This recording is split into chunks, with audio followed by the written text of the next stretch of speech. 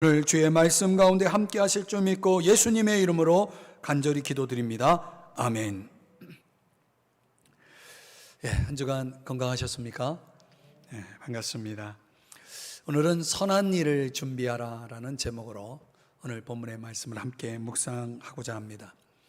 우리가 읽은 1절 말씀을 보시면 끝부분에 모든 선한 일 행하기를 준비하게 하며, 이 준비하다라는 형용사가 나오는데요, 적절하게 또는 자진해서, 어느 번역본에서는 자진해서 이렇게 번역을 했더라고요.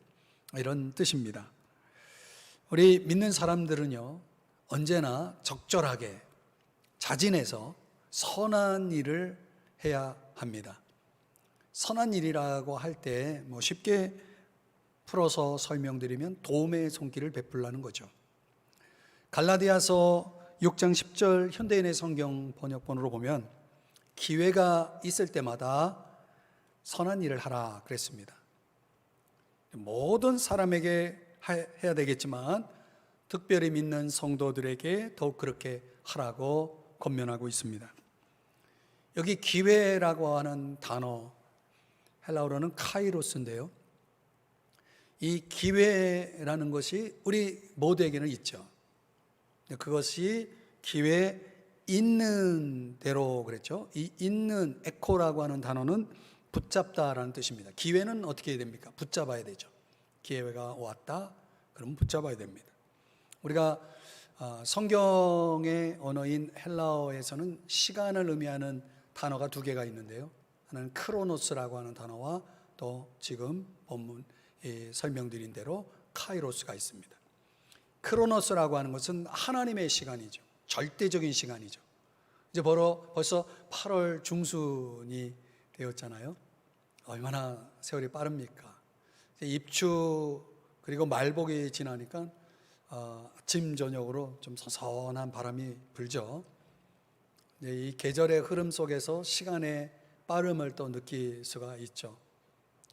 이런 절대적인 시간은 우리가 어떻게 할 수가 없습니다. 멈추게 할 수도 없고 더 빠르게 느리게 가게 할 수도 없죠. 하나님의 시간은 계속 가는 겁니다. 그 절대적 시간이죠. 근데 그런 절대적 시간 속에서 살아가고 있지만 우리에겐 카이로스라는 시간이 주어집니다. 이것은 우리에게 주어진 시간을 얘기합니다.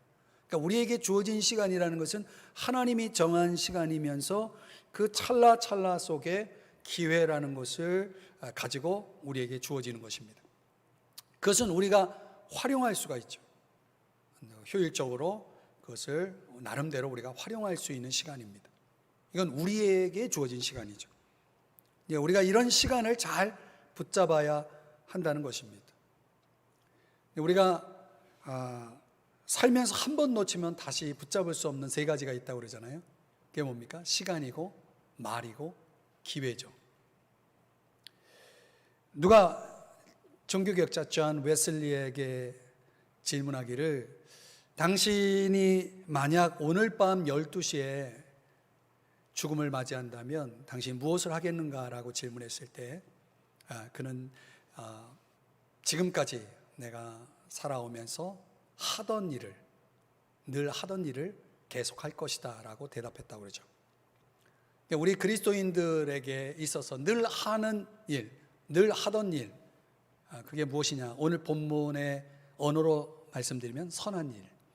우리가 늘 해왔다면 그 선한 일을 우리는 계속 해야 할 것입니다. 우리에게 주어져 있는 시간만큼, 우리에게 주어진 기회만큼 우리는 선한 일을 해야 되겠죠. 그렇다면 어떻게 구체적으로 우리가 해야 할 선한 일은 도대체 무엇일까? 오늘 본문에서는 세 가지 차원으로 설명을 하고 있습니다. 첫 번째는 국가와의 관계 속에서의 선한 일, 두 번째는 모든 사람과의 관계, 대인관계죠. 특별히 불신자들과의 관계 속에서 선한 일, 그리고 하나님과의 관계 속에서의 선한 일, 이 세 가지 관계 속에서 선한 일을 한번 풀어가 보도록 하겠습니다. 첫 번째는요, 우리가 적어도 한 국가의 시민으로서, 대한민국의 시민으로서 이 통치자들과의 관계, 국가와의 관계 속에서 우리가 해야 할 선한 일이 뭐냐? 바로 순종하라라고 하는 것입니다. 자, 1절 우리가 좀 전에 읽었던 말씀 다시 보시면, 너는 그들로 하여금, 즉 그레데 교회 성도들로 하여금 통치자들과 권세 잡은 자들에게 복종하며 순종하며, 복종이나 순종이나 같은 의미지만은 이렇게 두 번 사용하고 있죠. 강조하고 있는 겁니다.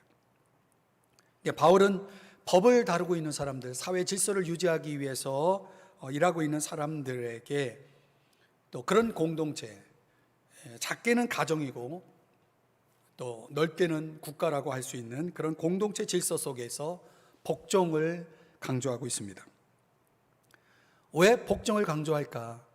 우리가 앞서 디모데 전서라는 성경을 살펴볼 때에는 에베소 교회를 목회하는 디모데에게는 그 위의 통치자들을 위해서 기도할 것을 강조하거든요. 기도를 강조하는데 오늘 이 그레데 섬 교회에서 사역하고 있는 디도에게는 기도에 대한 강조는 없고 복종에 대한 이 부분을 강조하고 있어요. 그 차이는 에베소 교회가 처한 배경, 그 지역적인 배경, 사회적인 배경과 이 디도가 사역하고 있는 이 그레데 교회의 그 지역적인 배경, 또 사회적인 배경이 좀 다르기 때문에 그렇죠. 1장에서 우리가 살펴본 바 있지만은 10절과 16절에 보면은 그레데 교인들, 그레데 사회가 가지고 있는 그 문화 속에 있는 그 사람들의 성향이 굉장히 복종하지 않고 반항적인 기질을 가지고 있었다라는 것을 바울이 두 번이나 강조를 하거든요.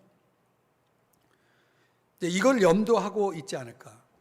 그레데인들의 어떤 폭력적이고 반항적인 성격을 염두해서 끊임없이 폭동을 일으키고 살인을 하는 일에 가담하고 있는 그런 사회, 그런 사회적 공동체 속에 있는 교회를 향해서 바울은 복종이라는 단어를 강조하고 있는 것입니다. 우리가 여기서 생각해 보면 이런 질문이 나올 수밖에 없죠. 또 우리 시대가 그런 물음을 또 가지고 있고요. 우리가 하나님을 향한 충성, 하나님을 향한 충성과 국가에 대한 의무가 충돌이 일어날 때가 있습니다. 그럴 때는 우리 그리스도인들은 어떻게 해야 할까요? 하나님을 향한 충성과 국가에 대한 의무가 충돌이 될 때는 당연히 최고의 권위, 궁극적인 권위인 하나님께 충성하는 것이 맞습니다. 그게 우선입니다. 예를 들면 사도행전 5장에 당시 당국자들이 예수 이름으로 전도하지 말라고 5장 28절에 그렇게 말씀을 하거든요. 예수 이름으로 말하지 말라, 그러니까 전도하지 말라는 것입니다. 그런데 우리 그리스도인들에게는 지상명령, 소위 말하는 지상명령, 전도에 대한 명령을 가지고 있고 그 명령을 따라야 됩니다.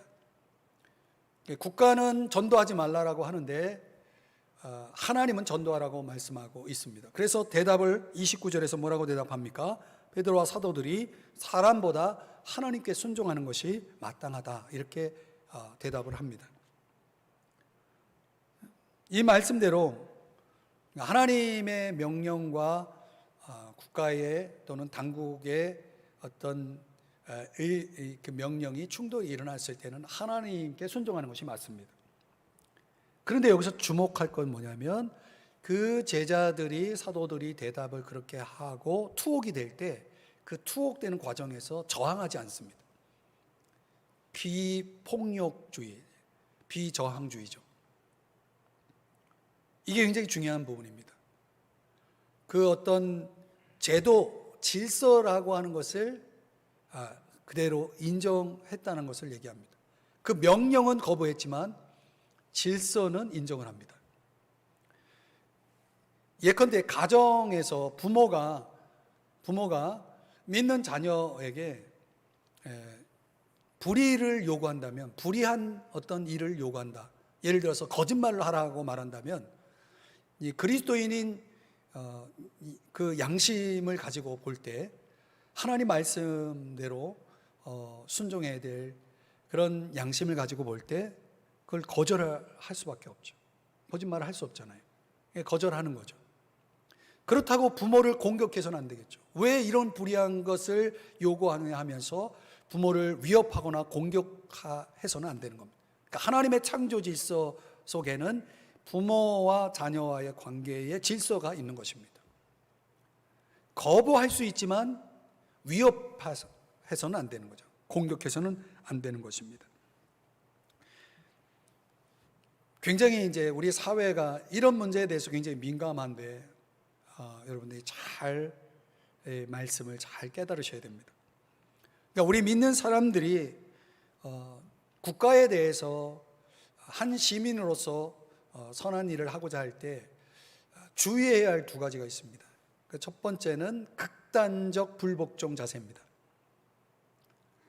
그러니까 어떤 권위와 어떤 공동체의 질서 속에서 특정 명령에 대해서 우리가 거부하는 경우가 있습니다. 거부하는 경우가 있습니다.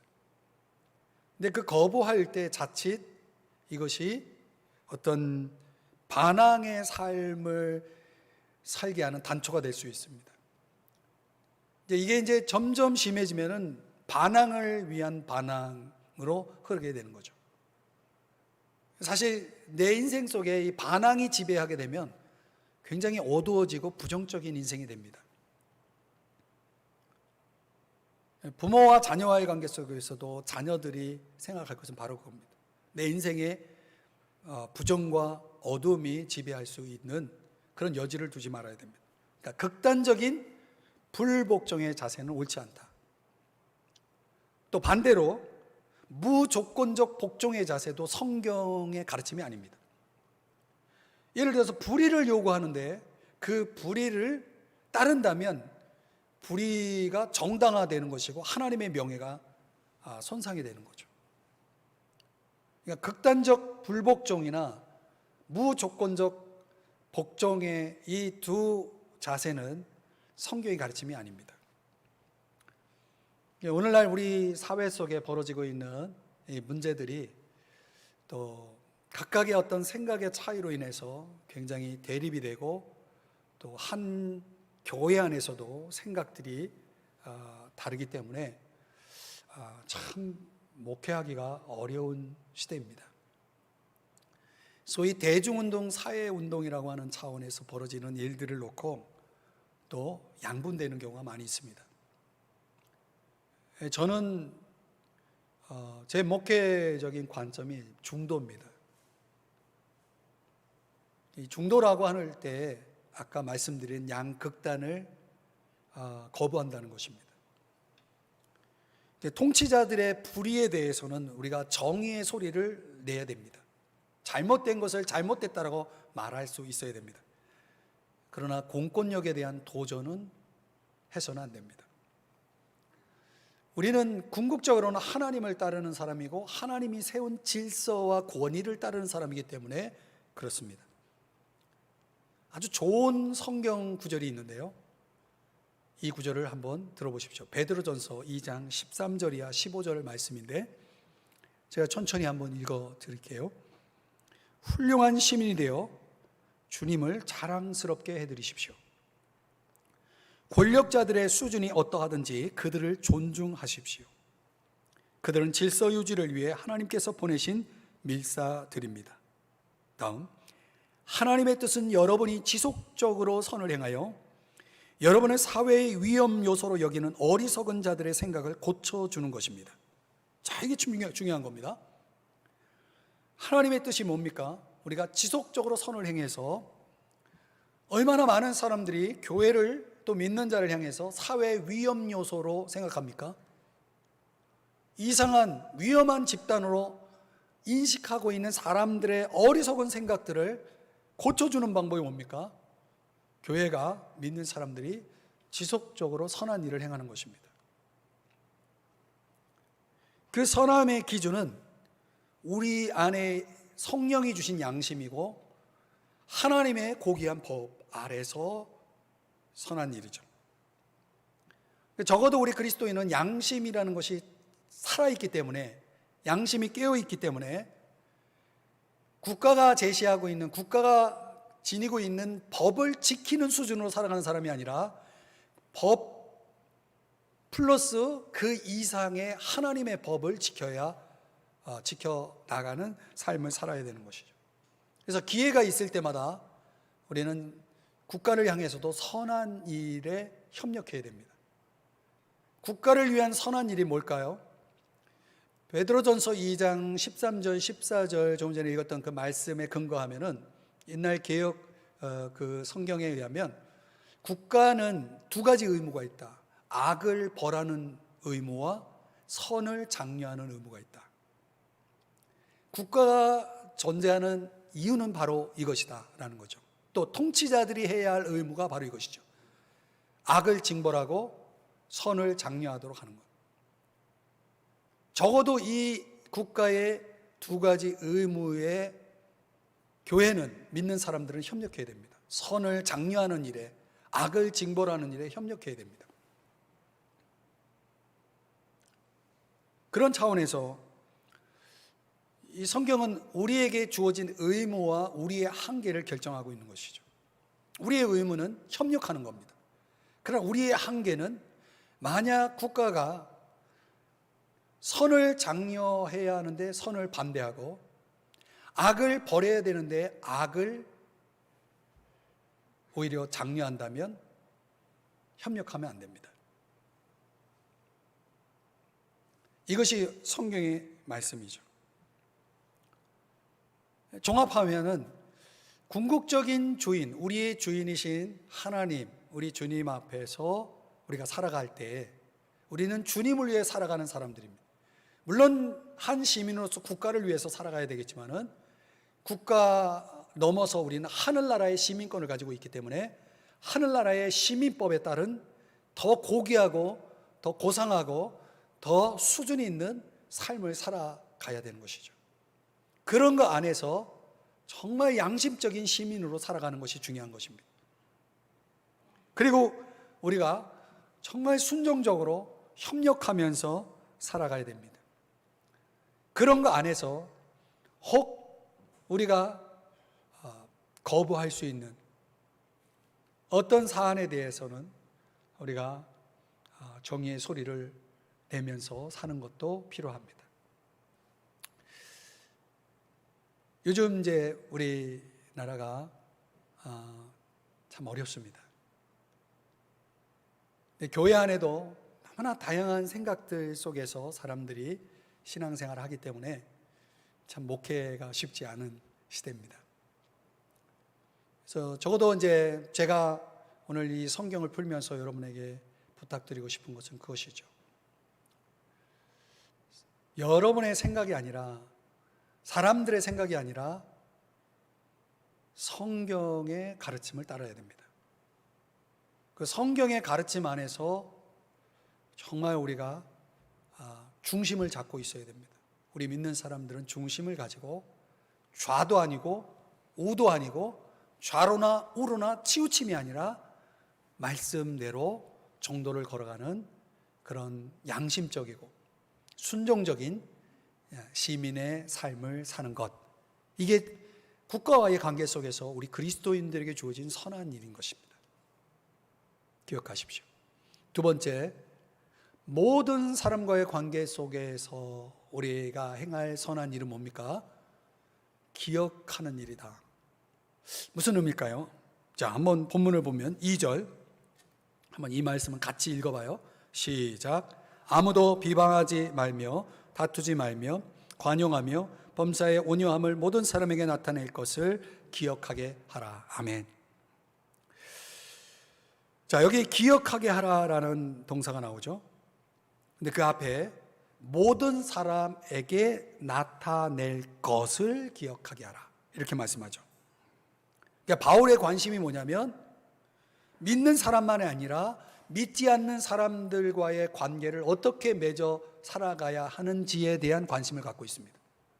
그러니까 성경의 관심은 믿는 우리들 안에서의 관심이 아니라 모든 사람에 대한 관심이 필요하다는 거죠. 성경은 기억하라라는 단어가 되게 많이 나옵니다. 여러분 한번 성경을 읽어보세요. 기억이라는 단어가, 기억하라라는 단어가 상당히 많이 나옵니다. 반대로 잊다, 잊어버리다, 이 망각이라는 단어에 대한 경고가 여러 곳에서 나오는데요. 예를 들면 시편 106편에 보면 이스라엘 백성들이 애굽을 떠났을 때, 애굽을 떠나는 출애굽하는 과정에서 하나님의 기적을, 많은 기적을 보았거든요. 그런데 광야의 길을 가면서 이스라엘 백성들이 바로 이렇게 주의 크신 인자를 기억하지 못해요. 잊어버렸다는 거죠. 그리고 13절, 106편 13절에 보면 하나님이 행하신 일을 곧 잊어버렸다 그랬어요. 얼마나 빨리 잊어버린지 몰라요. 하나님이 내게 행하신 일들을 너무 쉽게 잊어버려요. 물론 우리가 돌아서면 잊어버리는 것들이 많아요. 저도 요즘 너무 깜빡깜빡을 많이 해가지고 좀 당황스러워요. 아직 그럴 나이는 아닌데. 근데 요즘 저보다 어린 젊은 분들을 보면은 심해요. 제 아내 이제 병원에 있을 때 보면 어느 간호사는 매번 잊어버려요. 그래서 제가 맨날 옆에서 코치를 해줄 정도로 좀 그렇더라고요. 근데 잊어버리는 거를 어떻게 막을 수 없는데 정말 잊지 말아야 될 것은 뭐냐? 하나님이 우리를 위해서 행하신 일은 잊지 말아야 되죠. 예수님도 제자들, 사도들에게 같은 말씀하셨는데요. 마태복음 16장에 보면 오병이어 기적 있죠. 떡 5개 물고기 2마리로 기적을 행하셨잖아요. 그리고 떡 7개와 물고기 2마리, 그래서 7병이어라고 말하는 그런 기적도 행하셨어요. 근데 제자들이 조금 전에 기적을 보고도 그걸 잊어버려요. 기억하지 못하느냐? 이렇게 답답해가지고 예수님이 제자들에게 말씀하셨어요.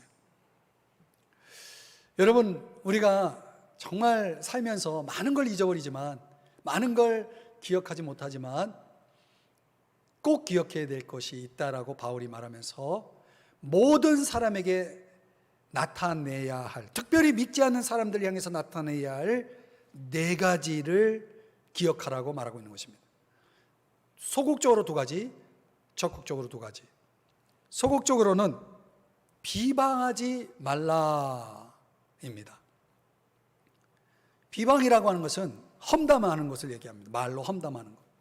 특별히 본인이 없는 데서 그 사람에 대해서 자꾸 이야기하는 것은, 이것은 하지 말아야 될 것입니다. 우리가 대인관계 속에서 보면요, 다른 사람들의 말을 할 때 참 우리가 조심해야 됩니다. 왜냐하면 다 듣거든요. 누군가는. 제가 아내와 함께 병실에 있다 보니까요, 이상하게 병실에는 믿는 사람들이 많아요. 그래서 목사님 얘기도 하고 교인 얘기, 권사님 얘기도 하고 막 얘기하는 거 다 들어요. 제가 듣는지도 모르고, 제가 목사인지도 모르고. 그래서 들으면서도 얼마나 웃기는지 몰라요. 다행히 제가 있었던 병실, 아내랑 있었던 병실은 교회에 대해서 좋은 말을 하는 분들이 많더라고요. 아무튼 다 들어요. 비방하지 마세요. 또 다투지 말라 그랬어요. 다투지 말라. 이건 뭐냐면 논쟁을 일삼는 걸 얘기합니다. 논쟁이라는 것은 그냥 대화의 차원이 아니고 상대방과 말로 싸우는 거거든요. 말싸움이라는 게 있잖아요. 이런 거 하지 말라는 겁니다. 적극적으로는 2가지를 강조하는데, 관용하라는 것입니다. 관용하라.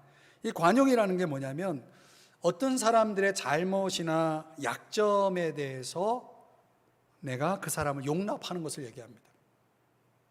어떤 번역본을 보니까 은혜스러움으로 번역을 했어요. 은혜스럽다. 여러분, 사람이 은혜스러워야 됩니다. 그러니까 우리가 사람과의 관계 속에서 은혜스러운 사람들을 보면은 굉장히 행복해져요. 기뻐요. 근데 막 공격하고 따지고 이러다 보면은 이 관계 속에서 참 어려움이 많습니다.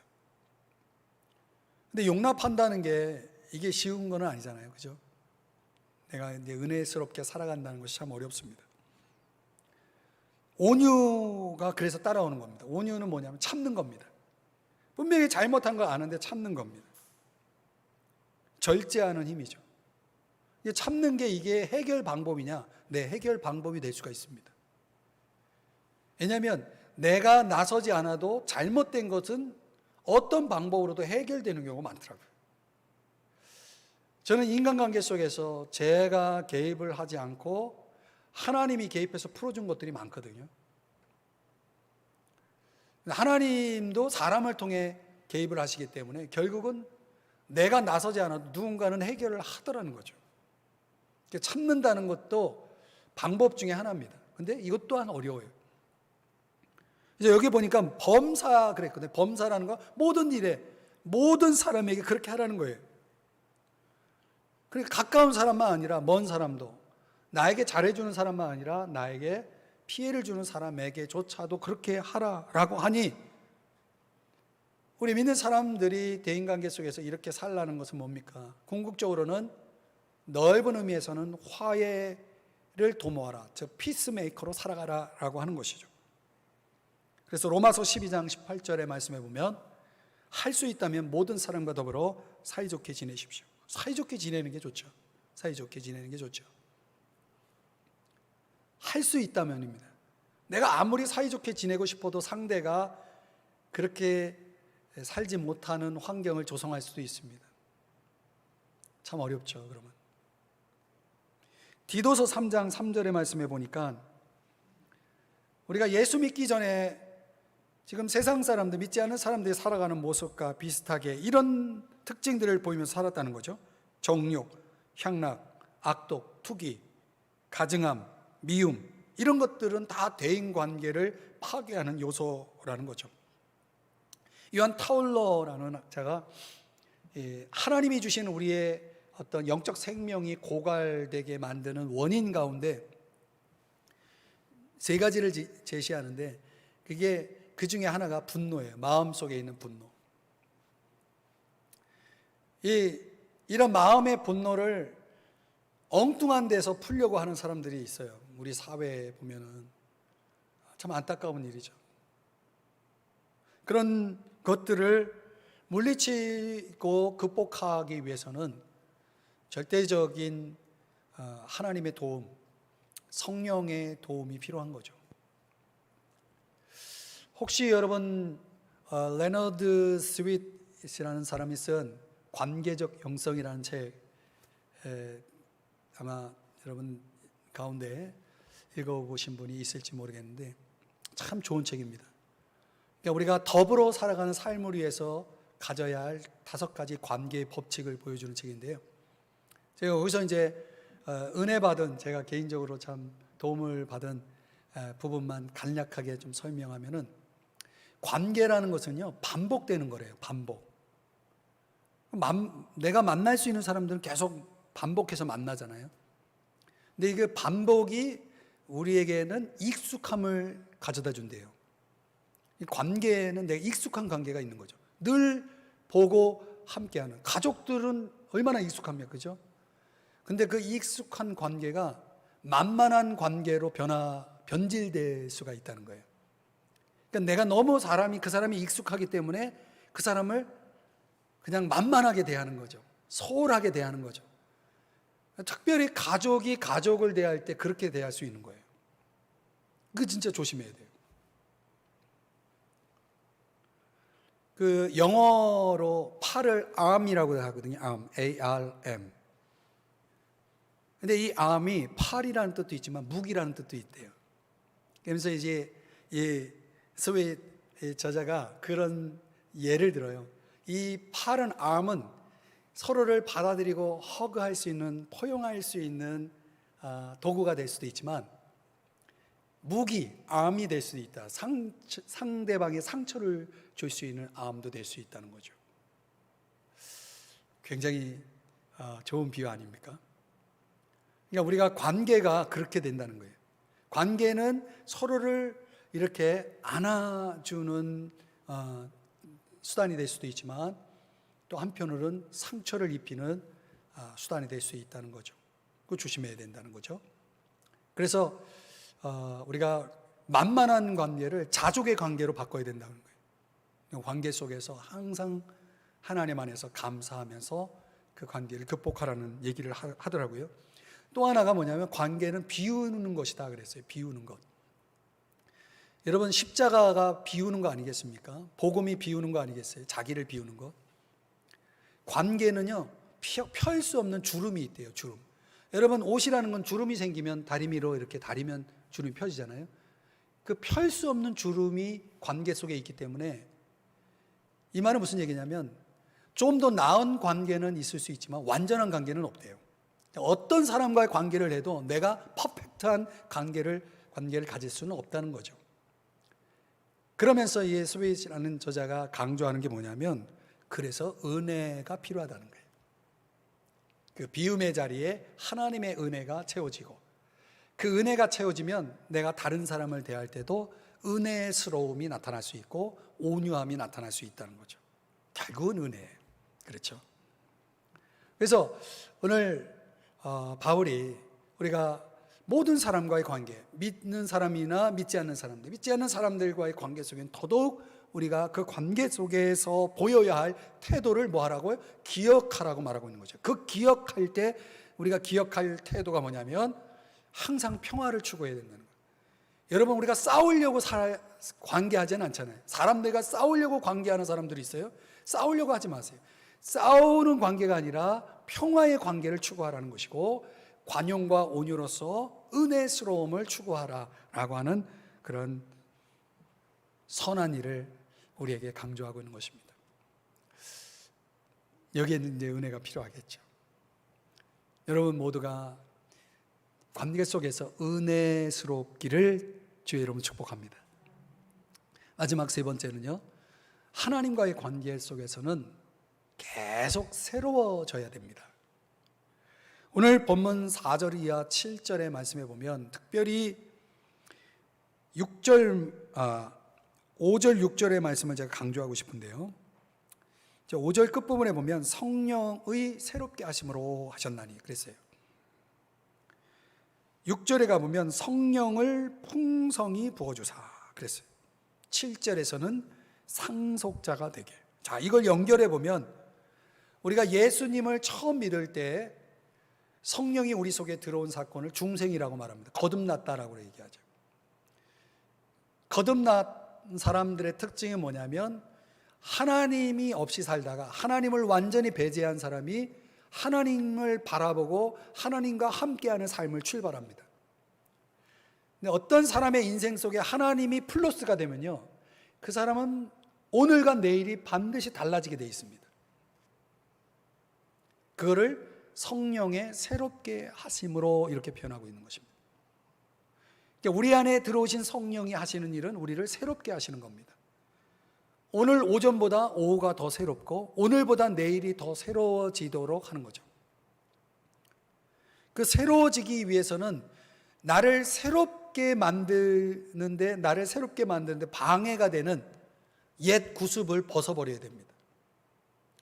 그래서 아직도 내 삶의 영역 속에는요, 하나님이 없는 영역이 있어요. 하나님을 인정하지 않는 영역.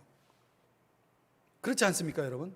가만히 보면 내 삶의 가정생활이든 직장생활이든 아니면 습관이든 어떤 부분에서는 하나님을 인정하지 않고 내가 해왔던 방식대로 그냥 밀고 나가요.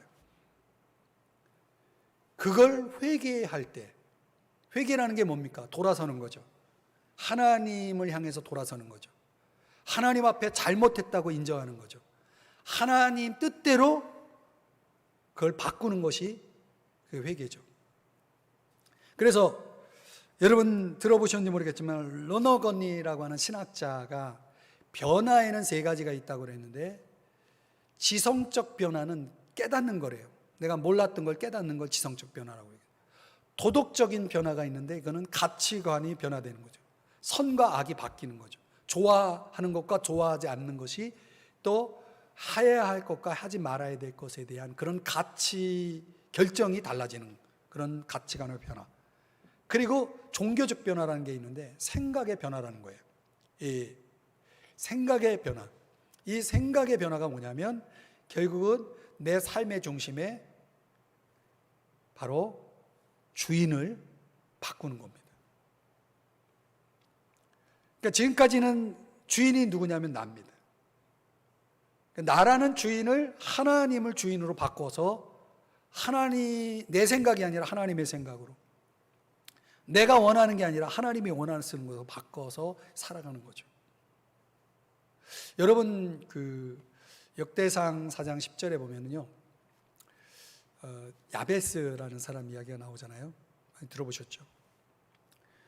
그 엄마가 야베스를 낳으면서 무슨 이유인지 모르지만 이름을 고통이라고 줬어요. 고통, 이런 뜻이에요, 야베스가. 그러니까 상담학적으로 보면은 이거는 부모가 그 아들 야베스에게 큰 두고두고 평생을 상처 속에서 살게 만드는 그런 아주 해서는 안 될 일을 한 거죠. 평생 그 이름을 가지고 산다고 할 때 얼마나 고통스럽고 상처가 되겠어요. 그러니까 그 인생이 불보듯 뻔하죠. 그런데 그가 그런 부모로부터 평생 안고 가야 할 그 상처와 자신의 인생의 현재적인 한계를 가지고 운명처럼 받아들이고 살아가지 않고 그 문제를 가지고 하나님께 기도하게 됩니다. 그 기도의 핵심이 두 가지 기도예요. 하나는 복을 달라는 거예요. 이런 복이 뭡니까? 우리가 하나님 앞에 복을 빌고 있지만 사실은 정말 내게 복이 뭔지를 우리는 몰라요.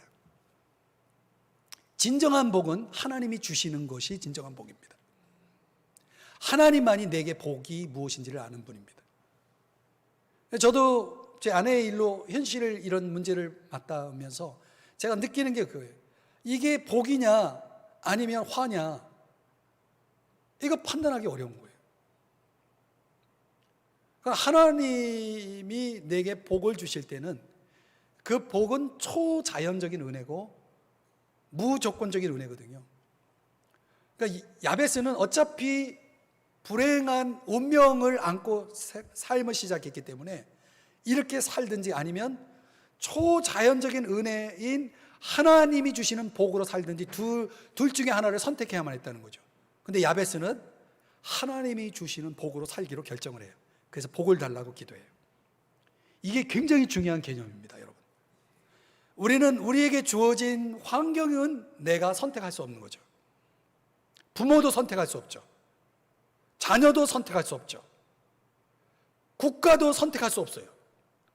모든 것은 주어지는 것이라고 본다 그러면 우리는 그 세계 속에서 하나님께 복을 힘입어서 살아갈 때 우리는 그분을 나의 주인으로 모시면서 살아갈 수 있는 것입니다. 또 하나 어떤 기도를 하냐면 지경을 넓혀달라는 기도를 합니다. 지역을 넓혀달라. 이건 뭐냐면 쉽게 말하면 하나님 저에게 더 많은 기회를 주세요, 이런 기도예요. 제가 설교 서두에 말씀드렸잖아요. 더 많은 기회.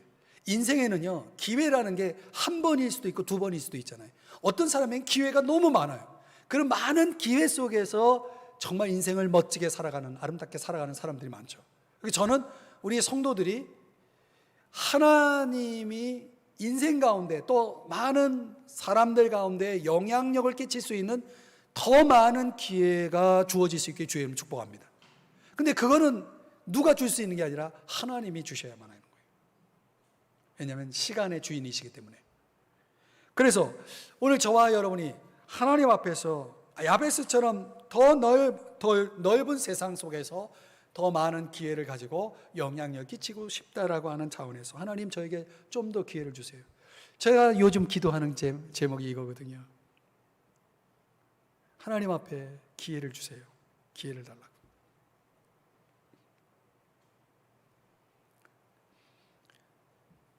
이런 기도 속에 살아가는 사람들, 이렇게 예수님을 주인으로 섬기며 살아가는 사람들에게는요, 날마다 새로워지는 모습이 있는 거예요. 왜냐하면 그분이 개입하시기 때문에 그래요.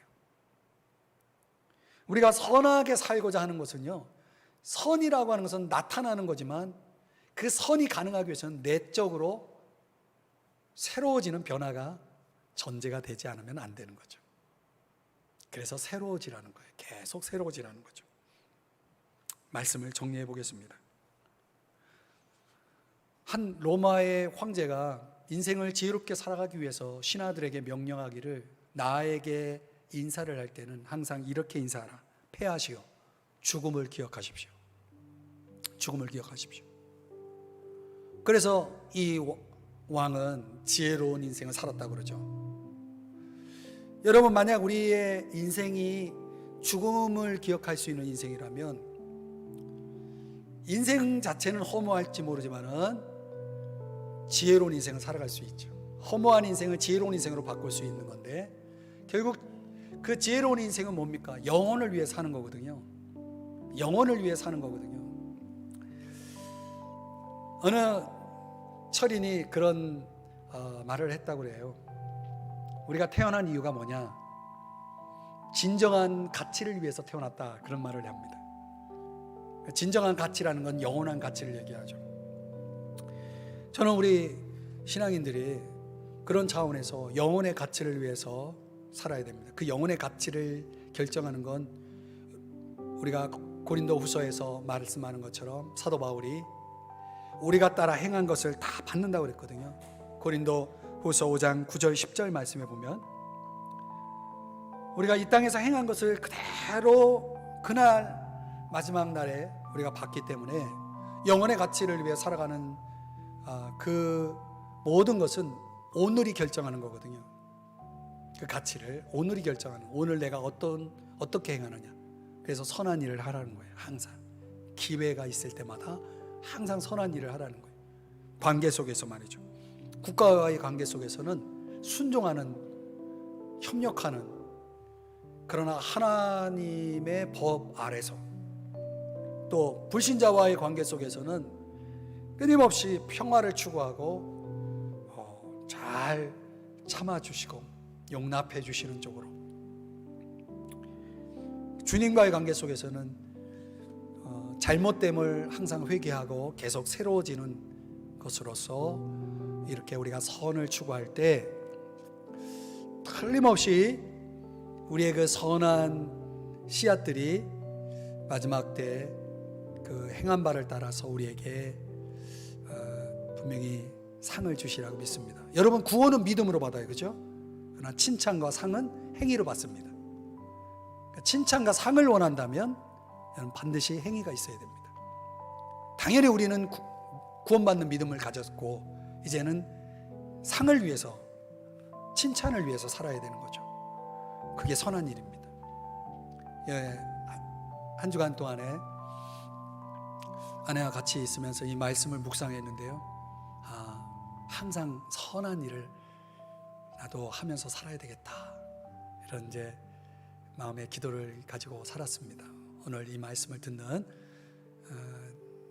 이 자리에 계신 성도님들, 또 온라인으로 예배드리고 있는 모든 분들, 여러분 주 안에서 선한 일을 준비하시고 행하면서 사시기를 축복합니다.